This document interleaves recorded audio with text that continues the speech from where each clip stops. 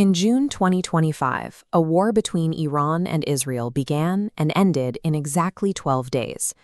In that short window, a high-intensity bombing campaign hit major urban centers, leaving wreckage across the region. Public understanding of the conflict was quickly dominated by geopolitical headlines and military briefings. The conversation centered on strategic objectives and state-sanctioned talking points. This created an information vacuum. In the immediate aftermath of a strike, governments often use broad, rounded numbers to describe the dead, a method that can inadvertently sanitize the human cost of the violence. A clear example is the Israeli strike on Iran's Evin prison. Initial official reports stated that up to 80 people had been killed in the attack, but those reports stopped at the number. There were no names, no ages, and no descriptions of the lives that ended when the compound was hit. Assessing the actual impact of this war requires moving beyond these early statistics. It requires identifying the specific individuals who were inside the facility when the bombs fell. To fill this gap, Al Jazeera's Fault Lines documentary team partnered with the civilian harm watchdog Air Wars. Their investigation began with a core principle of casualty recording. In a conflict zone, state-provided numbers are starting points, not verified facts.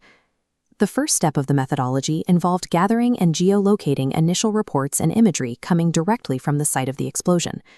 Next, the team identified and interviewed relatives of those reported missing. This allowed researchers to build a profile of who was present at the prison on the day of the strike. They also spoke with survivors who were still recovering from their wounds. These eyewitness accounts were used to corroborate the specific locations of the dead within the complex. This forensic process acts as a filter.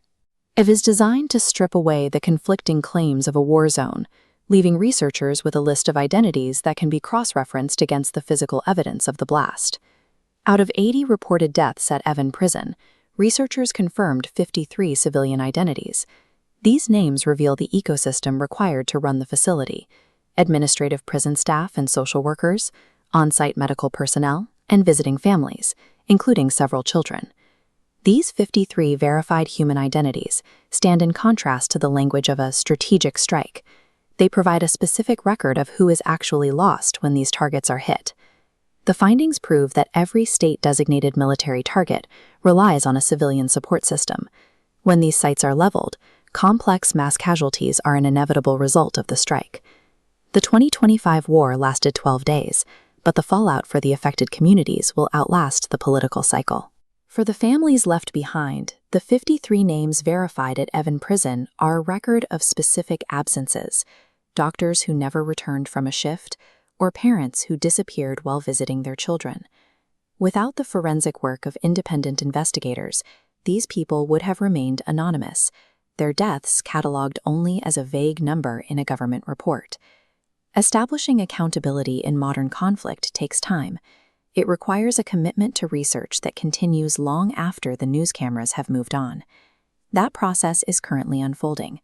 In 2026, Air Wars will release its full, documented findings on the entire Israel-Iran conflict.